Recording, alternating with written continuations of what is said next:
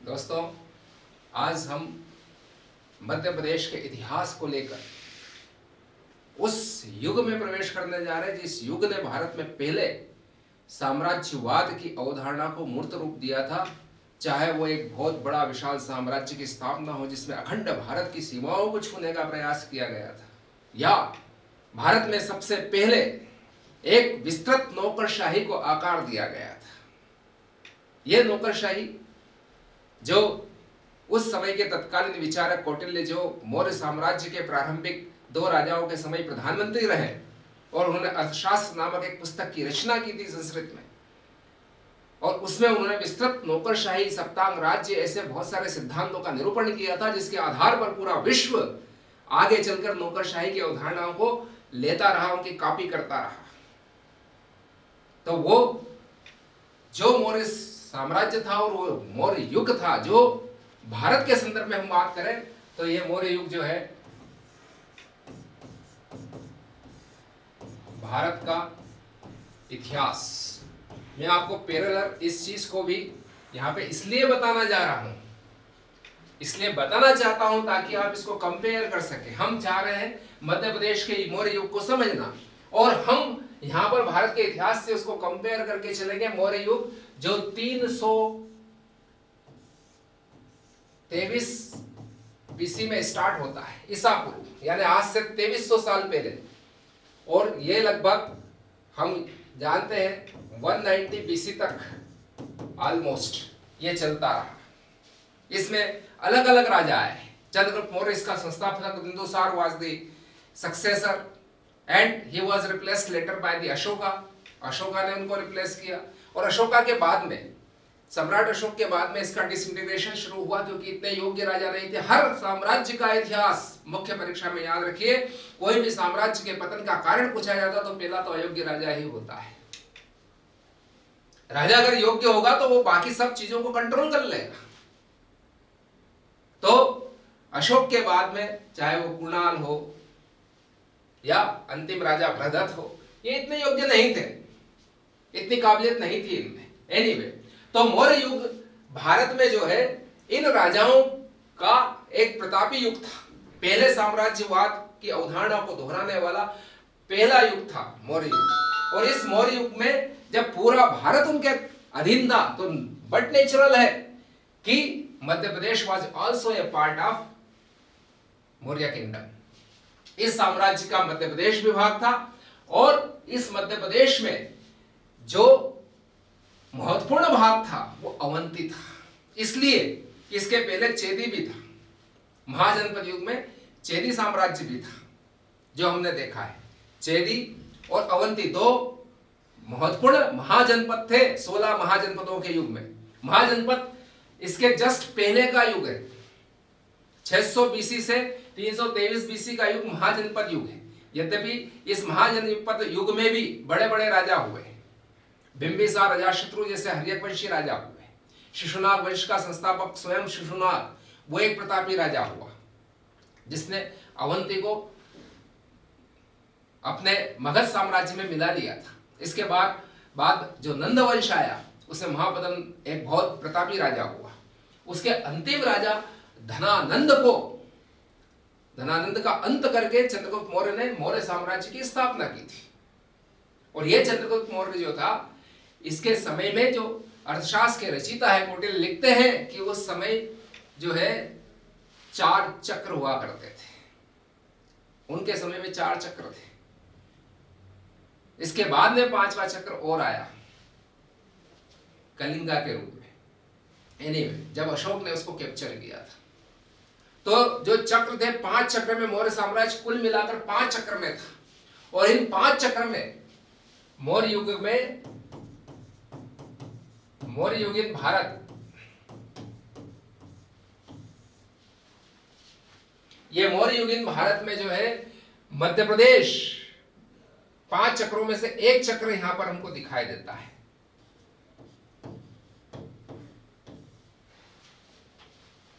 ये जो एक चक्र है, इसका नाम, 5 चक्रों में से एक चक्र मध्य प्रदेश में, इसका नाम अवंती राष्ट्र था।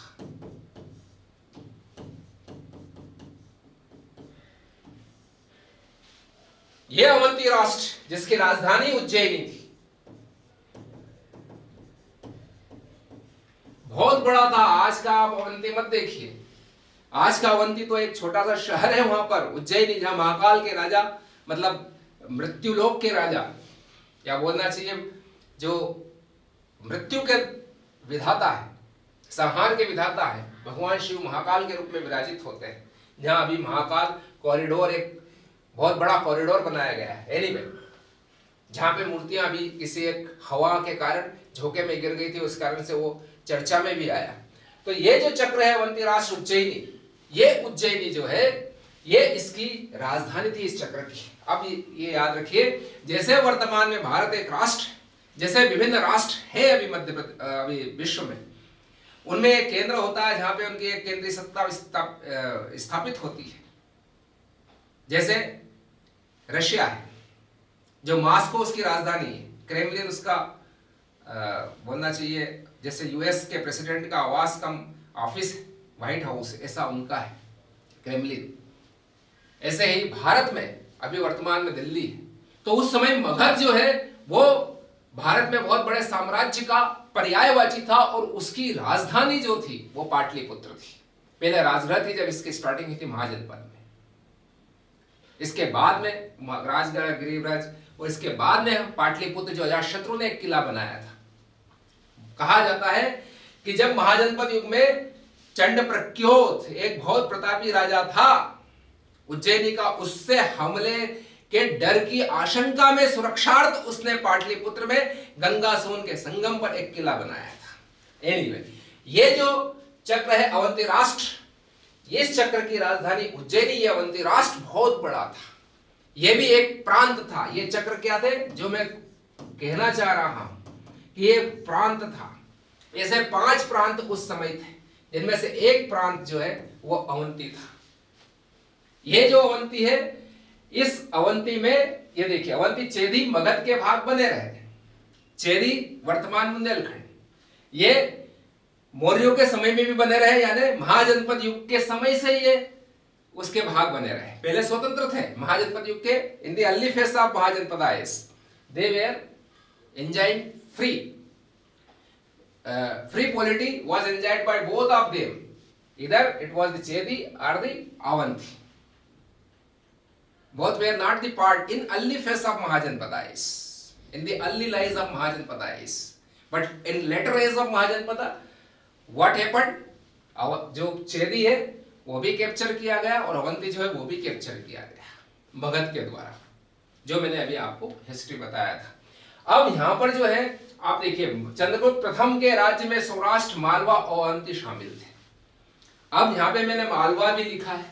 एक्चुअल में जो है, जो हमारा मध्य प्रदेश है, उस मध्य प्रदेश को आप देखेंगे, ये मध्य प्रदेश को हम ऐसे देखने का प्रयास करें, एक सिंबॉलिक रूप से मैं बता रहा हूं आपको।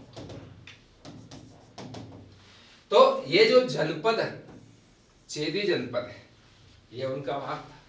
ये अवंती वाला इलाका ये उनका भाग था। मालव वाला भाग इनका था। काठियावाड़, सौराष्ट्र, काठियावाड़, दक्षिण पूर्वी गुजरात, ये सौराष्ट्र वाला पार्ट भी उनका पार्ट था। तो अवंती राजधानी यहां थी, लेकिन it was extended, expanded towards the east of the MP. ठीक है, जो सेंट्रल पार्ट था इसका, यहां तक जो है अवंती राष्ट्र था। उज्जैन के राजा रुद्रदमन के जूनागढ़ अभिलेख के अनुसार गुजरात में चंद्रगुप्त गवर्नर का प्रांतपति पुरुगुप्त शासन करता था। देखिए, आप हमको पता है, अभिलेख में लिखा गया है जूनागढ़ अभिलेख, रुद्रदमन उज्जैन का एक शक छत्रप था। अंतिम शक छत्रप तो रुद्र सिंह है, लेकिन एक सबसे प्रतापी, सभी शकों में सबसे प्रतापी रुद्रदमन हुआ, सबसे विद्वान ये हुआ, संस्कृत का विद्वान था, और इसने संस्कृत में एक अभिलेख लिखवाया है। अब आपको बता दें, ये याद रखिए, जो भी अभिलेख इंस्क्रिप्शंस आर देयर, ओके, जो पूरे भारत में यत्र तत्र सर्वत्र बिखरे पड़े हुए हैं, जिनको कहीं कहीं पे व्यवस्थित किया गया है, उनकी मैं बात कर रहा हूं। ये मोर ऑथेंटिक सोर्स ऑफ इंफॉर्मेशन है as far as ancient history of India is concerned, बहुत मोस्ट ऑथेंटिक, क्योंकि हमको पता है कि किताबों में, जो पुराणों में और जो दूसरे ग्रंथ है, उसमें काफी कॉन्ट्रडिक्शंस आर देयर, लेकिन इनमें कोई नो कॉन्ट्रडिक्शंस, क्योंकि ये पब्लिकली पब्लिश्ड थे, तो इनमें कोई झूठ सच नहीं हो सकता था, इसलिए मोर ऑथेंटिसिटी इनकी मानी जा रही। खैर, तो रुद्रदामन ने जूनागढ़ में जो अभिलेख लिखवाया वो ऑलरेडी जो है चंद्रगुप्त के समय का अभिलेख। तो रुद्रदामन कब का है? रुद्रदामन तो दूसरी शताब्दी का है, और हम बात कर रहे हैं चौथी शताब्दी पूर्व की। 323 ईसा पूर्व में चंद्रगुप्त आ चुका है। ये 150 एडी में शासन कर रहे हैं उज्जैन में बैठ के। तो एक्चुअल में जो जूनागढ़ का अभिलेख है वहां पर ऑलरेडी एक अभिलेख था, और उसके ऊपर रुद्रदामन ने ये लिखवाया। जैसे उदाहरण के लिए अभी हमको पता है कि भाई 200 साल पहले ये हुआ था, क्योंकि वो बहुत हमारी किंवदंतियों में ज्यादा जीवित है। 200 साल पहले की घटना, 150 साल पहले की और ज्यादा। तो ऐसे उस समय जो है ये एक लीजेसी फैक्ट्स चला आ रहा था, ऐतिहासिक तथ्य था जो उस समय पता था रुद्रदामन को। तो उन्होंने जूनागढ़ में बताया कि ये जो चंद्रगुप्त मौर्य के समय में यहां पर एक सुदर्शन नामक झील बनाई गई थी, वो झील अब जाकर टूट गई, उससे वो सुदर्शन झील दुदर्शन बन गई, मैंने उसका जीर्णोद्धार करवाया। तो ये देखिए आप, उसमें ये लिखा कि चंद्रगुप्त का गवर्नर पुरुगुप्त शासन करता था, और उस समय रुद्रदामन ने अपने ही गवर्नर चक्रपालित के माध्यम से इस झील का पुनरुद्धार करवाया, जो झील चंद्रगुप्त के गवर्नर पुरुगुप्त ने बनाई थी। टूट गई, सुदर्शन टटक टूट गया, उसको मतलब दूरदर्शन बन गया। उसका वापस रिवाइव करने वाला, वापस उसको उसका जीर्णोद्धार करने वाला जो है रुद्रदामन था। अपने प्रांतपति चक्रपालित के माध्यम से उसने ये करवाया था। यह फैक्ट्स आता है। इसका मतलब क्या है कि जो चंद्रगुप्त है उसका शासन वहां तक था, कहां तक? काठियावाड़, सौराष्ट्र तक, सौराष्ट्र काठियावाड़ वहां तक था। वहीं पे गिरवन के जंगल है, काठियावाड़ी जंगल। खैर, तो ये जो अवंती है वो यहां पर गुप्त मौर्यों का एक अभिन्न हिस्सा दिखाई देता है। अब हम देखें कि अशोक 280 से 269 तक, Ashok he was declared as a Mauryan king in 273 BC, 273 में ही बन गया था। लेकिन he faced some challenges and that challenges put before him by his youngsters and one elder brother Sushim. Sushim इसका बड़ा भाई था। बौद्ध ग्रंथ कहते हैं कि लगभग 100 भाई थे। अशोक सहित 100 भाई थे। बिंदुसार की संतानें थी। इनमें for become the successor of Bindusara, तो सक्सेशन की एक फाइट हुई इनके बीच में। और अशोक जो दूसरे नंबर का उसका बेटा था, उसने सभी भाइयों का अंत करके मौर्य साम्राज्य की प्राप्ति की थी। चंद्रगुप्त था, चंद्रगुप्त ने बहुत अच्छा शासन किया। उसके समय सेल्यूकस को उसने हराया था 305 बीसी के आसपास में। और जब उसने अंतिम समय में जैन दीक्षा ले ली, श्रवण बेलगोला कर्नाटक में पहाड़ी पर बाहुबली की बहुत विशाल प्रतिमा, वहीं पे उन्होंने अपना अंतिम समय गुजारा जैन मुनि के रूप में, जैन संत के रूप में, और संधारा के माध्यम से अपना जीवन का त्याग कर दिया। संलेखना के माध्यम, संलेखना और संधारा, जीवन को सेक्रीफाइस करने के दो पद्धति है जैन धर्म में, दो महान पद्धतियां, संलेखना और संधारा। तो संलेखना के माध्यम से, संधारा आम उपासक करते हैं, आम जैनी लोग करते हैं, जैनी व्यक्ति, लेकिन संलेखना उनके जो महान उपासक होते हैं, जो उनके संत होते हैं, संलेखना के माध्यम से जैन संत के रूप में उसने संलेखना से अपना जीवन का त्याग किया था 292 बीसी में। इसके बाद बिंदुसार आए, जिनको अमिट्रोकोट्स कहा गया है। यूनानियों के समय, क्योंकि यूनानियों का बहुत इंटरेक्शन हुआ, यूनानियों से ही पश्चिम भारत चंद्रगुप्त ने चाणक्य की जो रणनीति थी उसका इस्तेमाल करके छीना था। लेकिन हेलेना से विवाह किया था, उनकी संतानें थी। हेलेना सेल्यूकस की लड़की थी, उसको हराकर उसकी पुत्री से विवाह किया था, ये हमको पता है। सिंधु तट पे कहीं युद्ध हुआ था। खैर, चंद्रगुप्त ने बहुत सारे सुधार किए, जिसमें सबसे बड़ा सुधार प्रशासनिक सुधार था। एक अच्छी व्यवस्था दी, 4 चक्रों में उसको विभाजित किया। बिंदुसार, अमिट्रोकोट्स, जस्टिन आदि सबने लिखा है इसके बारे में भी, चंद्रगुप्त के बारे में भी लिखा है, उसको निम्न कुल का कहा था। बिंदुसार, अमिट्रोकोट्स, अमित्रघात, जिसका कोई भी शत्रु नहीं हुआ, मित्रघात, हमने उसको ऐसा कर लिया अमिट्रोकोट्स को। एनीवे, तो बिंदुसार जब बना तो बिंदुसार के समय सबसे बड़ा, कुछ समय तक तो चाणक्य खुद उसका प्रधानमंत्री रहा। फिर इसके बाद जब कौटिल्य चला गया, चाणक्य चला गया, तो उसने ही चयन किया था प्रधानमंत्री पद के ऊपर राधागुप्त उर्फ खल्लाटक को। खल्लाटक बिंदुसार का प्रधानमंत्री बना और बिंदुसार का प्रधानमंत्री बनकर उसने क्या किया, उसने कलिंगा के ऊपर चढ़ाई की, लेकिन आधे रास्ते से ही लौट आया। बिंदुसार के समय में यह अभियान चाणक्य के समय में भी हुआ था, लेकिन पीछे कदम छीन लिया। बहुत शक्तिशाली राज्य था और चाणक्य हमेशा सपना देखता था कि ये हमारा पार्ट हो, लेकिन खल्लाटक इस दिशा में थोड़ा आगे बढ़ा, वापस लौट आया। ये अशोक था जिसने कलिंगा पर आक्रमण किया था, लेकिन उसके पहले जब उसको becoming the king of the Mauryan kingdom अपने 99 भाइयों के साथ संघर्ष करना पड़ा, बौद्ध ग्रंथ कहते हैं। उन सबका संहार करके ही वो कर पाया।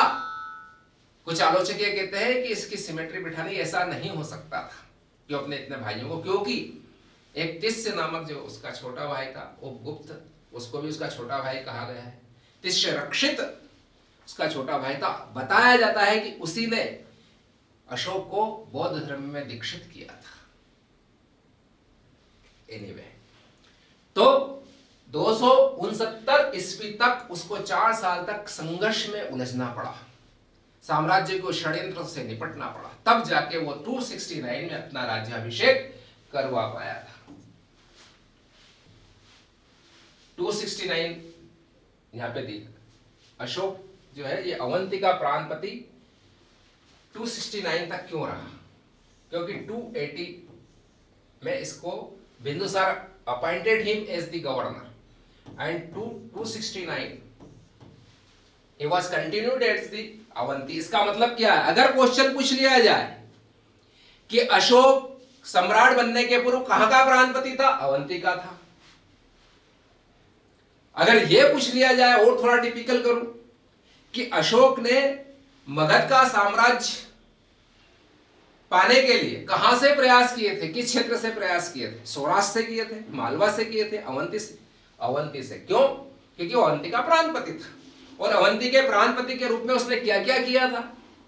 जब अशोक यहां पे था, अशोक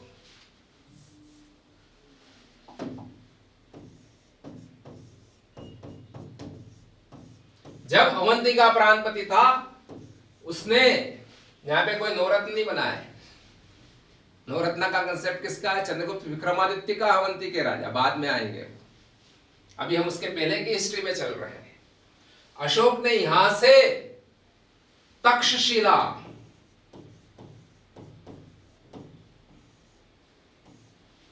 तक्षशिला आई थिंक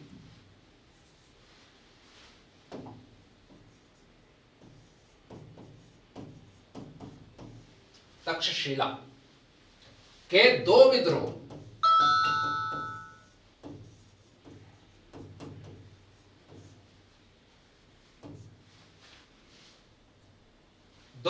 का दमन उसने किया था। ये तक्षशिला में उस समय जो है इसका सबसे बड़ा भाई सुशीम, सुशीम वहां का गवर्नर था।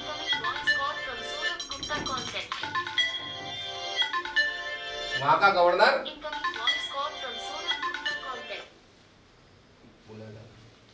तक्षशिला वहां का गवर्नर था, ठीक है। उससे हैंडल नहीं हुआ, means he was not capable to handle a small state like Takshashila.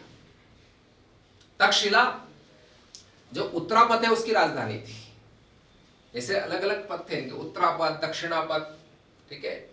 तोसली जो जिसकी राजधानी अपना कलिंगा थी, कलिंगा की राजधानी तोसली थी। ठीक है, दक्षिणापद जिसकी राजधानी स्वर्णगिरी थी, और अवंती राष्ट्र। मगध तो अपने आप में था ही एक प्रांत जहां राजा बैठता था। तो ये उत्तरापद की राजधानी तक्षशिला थी। तक्षशिला भारत की नहीं, विश्व की पहली यूनिवर्सिटी।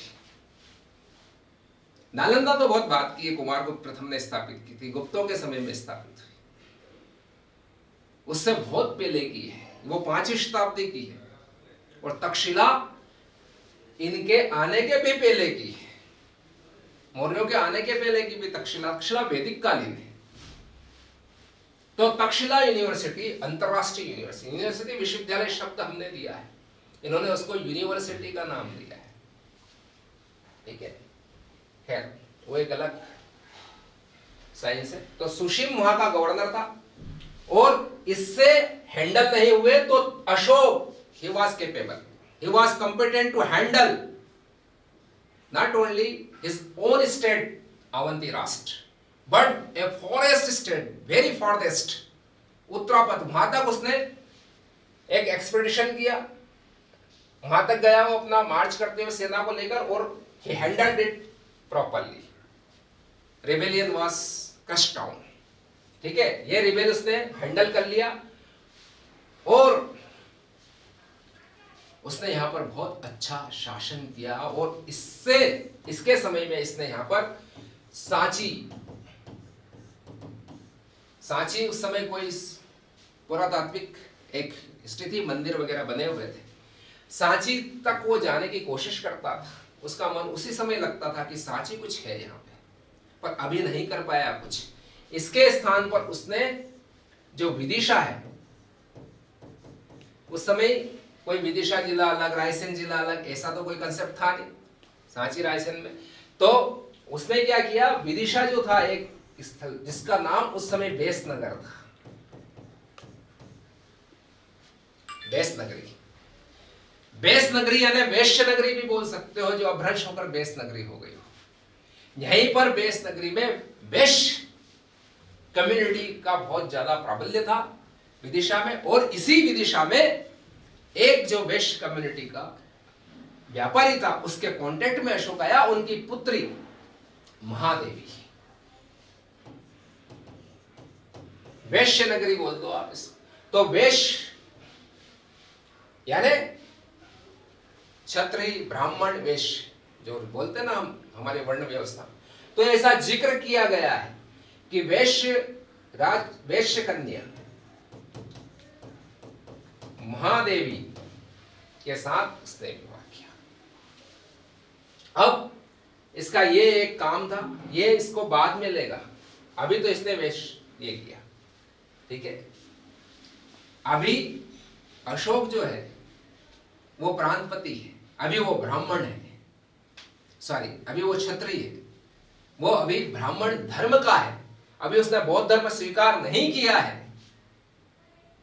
जब वो बनेगा मगध का सम्राट, तब वो वापस उज्जैन में देखता है जहां का वो प्रांतपति था। बौद्ध बनने के बाद वो उज्जैनी में वैश्य टेकरी पर एक स्तूप बनाता है अपनी रानी के कहने पर। ये एक उल्लेख आता है इसी समय, क्योंकि अशोक बहुत इंपॉर्टेंट है मौर्य में, very much connected to the MP, particularly this area Avanti and Malwa. तो हम यहां की बात कर रहे हैं। और इसी में आप देखेंगे कि वो यहां पर अशोक जब सम्राट बन जाता, प्रांतपति के रूप में उसने ये किया था, लेकिन जब वो सम्राट बन जाता है तब वो क्या करता है, तब यहां पे वैश्य टेकरी पर सम्राट अशोक क्या कर रहा है, वैश्य टेकरी पर स्तूप बना रहा है। सांची में वो स्तूप बना रहा है।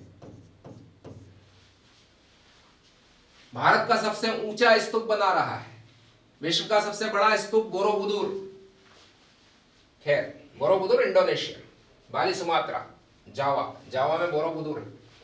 तो वो ये कर रहा है सम्राट बनने के बाद, ठीक है। और सांची में स्तूप बनाने के साथ साथ अपने एक शिलालेख को खड़ा करता है और उस शिलालेख में लिखता है वो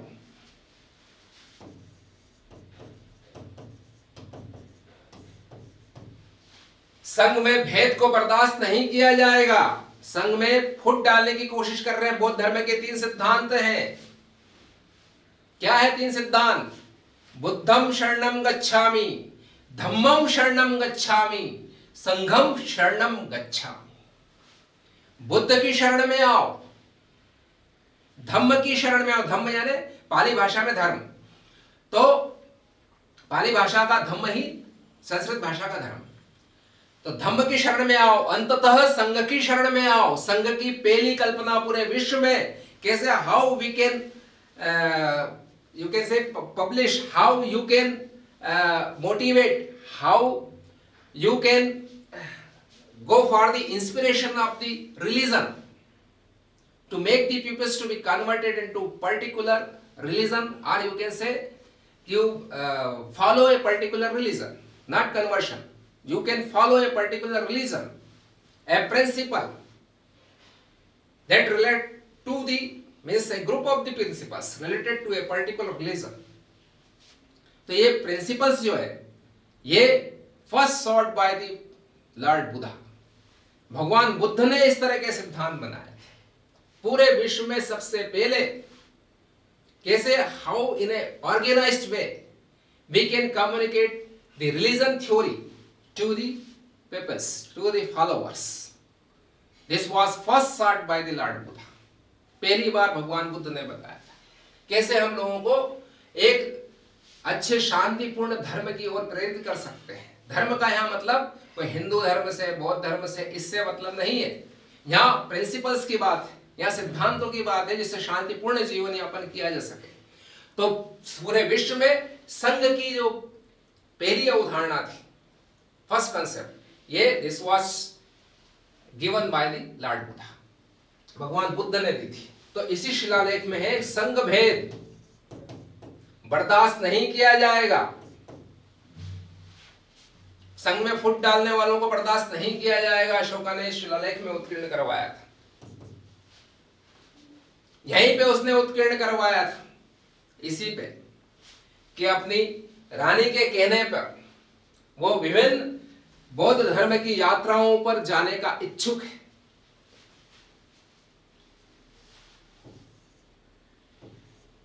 बुद्ध यात्रा है, यानी बौद्ध धर्म से संबंधित यात्राओं पर जाने का उसने फैसला किया है।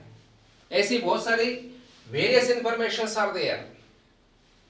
ओके, उस समय सांची का नाम जो है वो काकनाई था, और इस काकनाई में वो ये लिखता है। अब हम उसको सांची के रूप में देखते हैं, पर है वो काकनाई बेसिकली। जैसे बौद्ध ग्रंथों में अवंती का नाम जो आया है वो अच्युतगामी आया है। तो सम्राट बनने पर मध्य प्रदेश से संबंध उसका इस तरह से हुआ, और पूर्व में जब वो यहाँ का प्रांतपति था तब किस रूप में हुआ। आई एक्सप्लेन इन शॉर्ट, जो आपके काम की चीज है वो मैंने आपको बताई।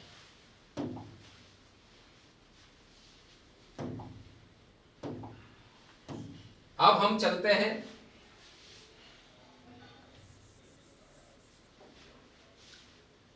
मैंने आपको ये एक्सप्लेन कर दिया, ठीक है। अशोक के मध्य प्रदेश में और क्या क्या वो हम देख लेते हैं। अभी मौर्य में अशोक को हम ज्यादा देख रहे हैं। मैंने बताया he is very much related to the MP as far as Mauryan kings are concern. तो ये आपको मैं बताया। अब इसके शिलालेख देखिए, इसके शिलालेख को आप ध्यान रखिए, गुर्जरा दिया। तो ये गुर्जरा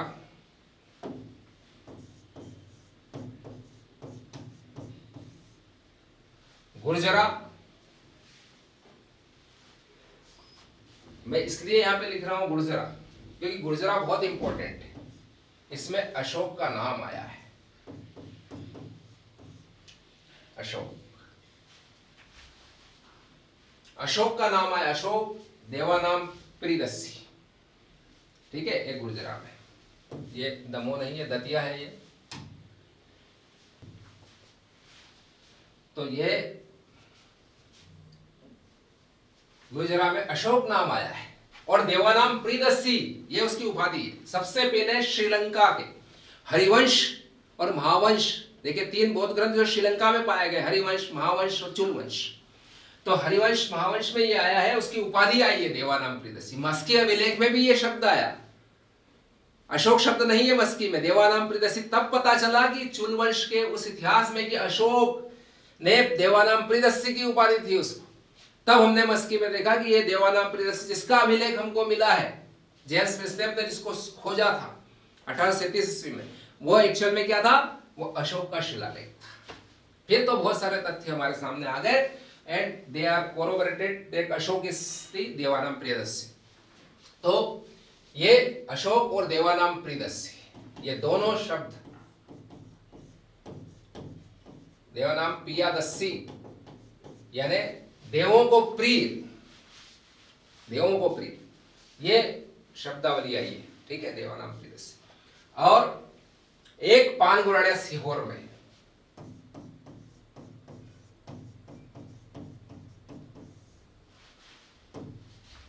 ये पानगुराड़िया में जो मिला है सीहोर में, ये दतिया में है और ये सीहोर में।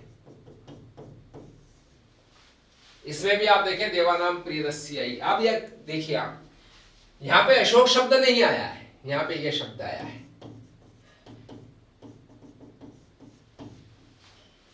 अशोक शब्द, सिर्फ अशोक शब्द जो आया है वो किस में आया है, दतिया गुर्जराम, इसमें आया है।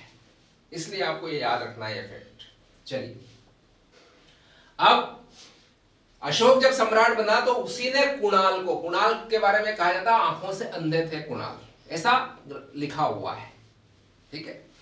और उसको अवंतिका प्रांतपति बनाया था और बाद में ऐसा कहा जाता है कि अशोक के बाद में कुणाल वहां का राजा बना। कुछ लोगों ने संप्रति को वहां का राजा बना मगध का, कुछ ने तो यह तक कहा कि अशोक के बाद में साम्राज्य का डिसइंटीग्रेशन हो गया था, जिसमें एक उसका बहुत बड़ा कारण जो था अशोक के बाद साम्राज्य के विभाजन का योग्य उत्तराधिकारियों का अभाव, लेकिन अशोक के द्वारा जो अहिंसा की नीति अपनाई थी जिसने उसको कमजोर कर दिया था, ऐसा राय चौधरी का मत है। राय चौधरी के इतिहास को पढ़िए आप, उसमें उन्होंने लिखा उसकी अहिंसावादी नीति को। रोमिला थापल ने कहा कि उसकी नौकरशाही बहुत इतने विशाल साम्राज्य को नियंत्रण करने में योग्य नहीं थी, नौकरशाही बहुत केंद्रीकृत थी, विकेंद्रित नहीं थी, जिसके कारण जनता की इच्छाओं का समाधान नहीं हो पाया, जैसे तक्षशिला का विद्रोह इसी का एक परिणाम था। तो रोमिला थापर इस मत को व्यक्त करती है।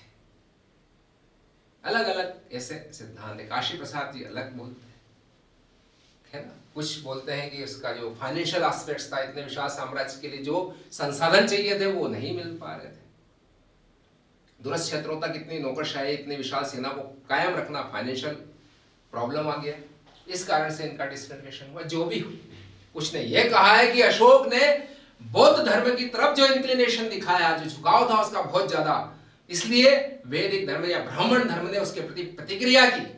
इसीलिए पुष्यमित्र शुंग जो उसका ब्राह्मण सेनापति था, वृहदत्त का उसने वध कर दिया अंतिम। खैर, तो ये अशोक ने मौर्य सम्राट के रूप में कुणाल को अवंतिका प्रांतपति बनाया था, जो बाद में राजा बना, या ये बोल सकते हैं मगध का 2 भागों में विभाजन हुआ, जैसे गुप्तों के समय अंतिम समय भी हुआ था। तो पश्चिमी भाग में कुणाल रहा होगा और पूर्वी भाग में संप्रति ने शासन किया। बाद में वृहदत्त के समय मगध का जो राजा था वो वृहदत्त था। तब तक इनका बहुत राज्य जो है छोटा हो चुका था, ऐसा it is assumed to be like that by some historians, ठीक है। मौर्यों का पूरा इतिहास, अशोक का तो पूरा इतिहास राधा कमल मुखर्जी भंडारकर जी ने शिलालेखों पे लिख दिया है, शिलालेखों के आधार पर लिख दिया है, सॉरी। तो ये देखिए आप, अब मौर्यकालीन स्तूप, ये देखिए जनरल टेलर ने इसको खोजा था, ठीक है। ये एक फैक्ट जो स्तूप है उसके बारे में आपको मैं बता रहा हूं। ये एक सांची का स्तूप उसने बनाया था अशोक ने, जो ये सांची है, ये सांची का स्तूप जो उसने बनाया था सबसे ऊंचा है, भारत का सबसे बड़ा है। ठीक है, जब हम स्तंभ की बात करते हैं तो सारनाथ का स्तंभ है सबसे बड़ा, और जब हम स्तूप की बात करते हैं तो सबसे बड़ा स्तूप सांची का स्तूप है। चलिए, अब सतधारा स्तूप, यह भी एक बौद्ध धर्म का, बहुत सारे कुछ स्तूप वहां पे, छोटे छोटे स्तूप भी हैं, कुछ शिलालेख भी हैं। ठीक है, सोनारी स्तूप, ये 8 स्तूप के अवशेष सांची से 9 किलोमीटर दूर, इनको Sonari stupa, group of the stupas are there and called as the Sonari stupa. ठीक है, तो ये सब स्तूप वहां पर है, सतधारा, सोनारी। ठीक है, सतधारा जलप्रपात भी है, उसको इससे वो रिलेट मत करना आप, ये स्तूप है सतधारा। भोजपुर के स्तूप, 37 स्तूप भोजपुर में पाया। भोजपुर बहुत ऊंचा शिवलिंग है, भारत का एक विशाल शिवलिंग। ठीक है, इतना बड़ा शिवलिंग परहैप्स कहीं पे नहीं होगा जितना विशाल शिवलिंग यहाँ देखने को मिलता है।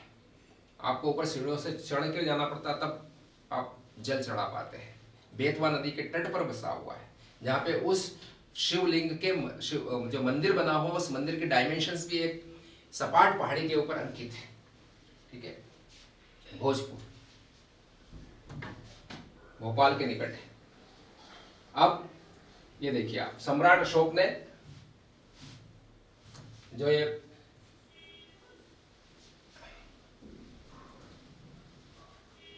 कुमार देवी के लिए, अपनी पत्नी कुमार देवी के लिए उज्जैन में एक विशाल स्तूप का निर्माण उसके कहने पर करवाया, जो वेश टेकरी कहलाता है। कानीपुरा उज्जैन की एक पार्ट है, कॉलोनी मोहल्ला बोले आप, उस टीले के ऊपर, उस कॉलोनी के टीले के ऊपर विद्यमान है ये काफना नाबोट या पाकनाई सांची। ये 3 स्तूप है, और भी थोड़े खंडहर है वहां पे अलग अलग टाइप के। 3 मेजर स्तूप है, एक विशाल है, 2 लघु है। विशाल स्तूप सांची का स्तूप है।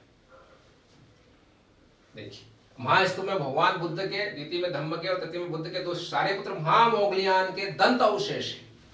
आपको बता दें कि जो भी स्तूप बनाए जाते हैं वो बोधिसत्वों की अस्थियों के जो एक मंजूषा पात्र में रखे जाते हैं, उसमें रखकर उनके ऊपर स्तूप का निर्माण किया जाता है।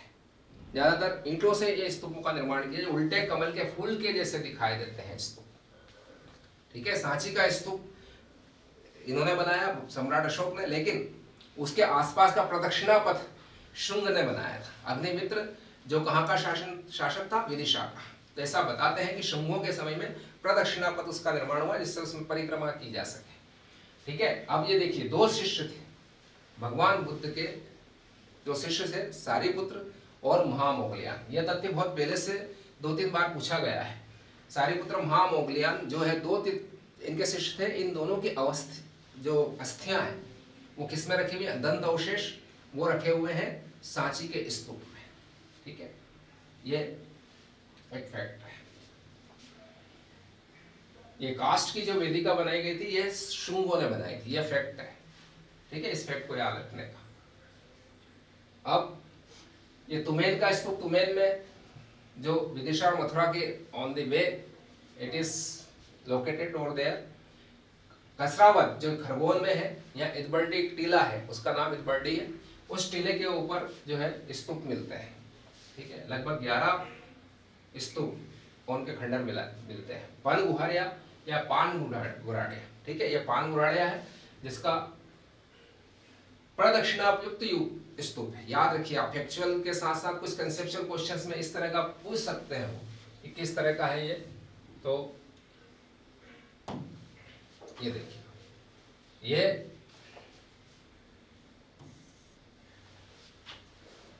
ठीक है, एक उसके आसपास में प्रदक्षिणा पथ है। Okay, corridor is there. और भरहुत का स्तूप, भरहुत पूरा खंडर हो चुका है, पर ये सतना में स्थित है, और इसको कनिंघम ने 1873 में खोजा था। कनिंघम, ठीक है, कनिंघम वो व्यक्ति थे जो आर्कियोलॉजिस्ट थे और बहुत इंटरेस्ट लेते थे। इसी कनिंघम को जो है लॉर्ड डलहौजी ने 1852 में जो है पुरातात्विक सर्वेक्षण के लिए भेजा था कनिंघम को। और उन्होंने ही जो है इस सर्वेक्षण के दौरान स्तूप की खोज की थी कि यहाँ पे स्तूप है जिसमें बहुत सारे जो है आप देखेंगे, ठीक है। मौर्यों के समय जो अनेक देखिए ये नगरी युग भी है, मौर्यों का समय जो है वो नगरी युग, पूरे पैमाने पे नगरी नहीं, सबसे आपको बता दें नगरीकरण जो है हमारे सबसे पहले हुआ था सिंधु घाटी सभ्यता में, वो नगरी सभ्यता थी हमारी। वैदिक सभ्यता ग्रामीण सभ्यता थी। नगरीकरण का दूसरा दौर जो है महाजनपद युग के बाद में शुरू होता है। खैर, तो ये इस समय एरन जो सागर में है, और ये इसलिए फेमस है एरन क्योंकि वहां पर समुद्रगुप्त का शिलालेख, उसको समुद्रगुप्त की सौभोग नगरी भी कहा जाता है, बात का है ये गुप्तों के इतिहास का, लेकिन ये पाषाण युग से चला आ रहा है एरन, ठीक है। ताम्र पाषाण संस्कृति का स्थल रहा है एरन। त्रिपुरी जो जबलपुर का एक प्राचीन इलाका है जिसका नाम बाद में अभ्रंश होकर तेवर हो गया। त्रिपुरी में कांग्रेस का अधिवेशन हुआ था और इस 1939 त्रिपुरी अधिवेशन जिसमें डिस्प्यूट हुआ था, ये इसलिए फेमस था क्योंकि यहीं पर पट्टाभी सितावरिया गांधी जी के उम्मीदवार को सुभाष चंद्र बोस साम्यवादी उम्मीदवार ने हरा दिया था। खैर, यही त्रिपुरी जब ये जबलपुर में छावनी बनी तो ये फिर ये जबलपुर हुआ। इसको जाबाली ऋषि की नगरी कहा जाता है। महेशमती जो हमारा महेश्वर है वर्तमान में, ठीक है, यहाँ पे अहिल्याबाई ने अपनी एक राजधानी शिफ्ट की थी। भागीर, विदिशा, अवंती, पद्या, पद्मावती, ये सब स्थल है जिनके बारे में हमने देखा। पद्मावती जो ग्वालियर के निकट है, ग्वालियर क्षेत्र में स्थित है। आहा सिक्के पंचमार, पंचमार वो सिक्के होते हैं जिनमें पहले कोई डाइज वगैरह नहीं थी, इसलिए कोई भी मेटल लिया, मेटल को पिघलाया, उसको थोड़ा सा सॉलिड हुआ और उसके ऊपर एक मोर का, हिरण का, जानवर का, किसी का भी चिन्ह ऐसे अंकित कर दिया ठप्पे के साथ में। That is the punch mark. Punch के माध्यम से मार्क को क्रिएट किया जाता था। अब आपको बता दें ये सब ब्रह्मी लिपि है। ब्रह्मी इज द स्क्रिप्ट, भाषा प्राकृत, भाषा प्राकृत है और स्क्रिप्ट क्या है, जैसे हम हिंदी भाषा है और देवनागरी लिपि है, ऐसे ये एक लिपि थी ब्रह्मी लिपि। भारत की सबसे प्राचीन लिपि है ब्रह्मी लिपि। वैसे तो और भी लिपियां हैं, ठीक है, पर हिस्टोरिकली जिनका हमको एविडेंस मिलता है वो इस तरह से। अब आपको शुंग वंश में आते हैं। शुंग वंश को हम स्टार्ट करेंगे। आपने ये देखा, बहुत अच्छे से ध्यान से आपने पढ़ा, धन्यवाद। और अब हम शुंग के बारे में माध्यम से नए वीडियो के साथ में आ रहे हैं। जय हिंद, जय भारत।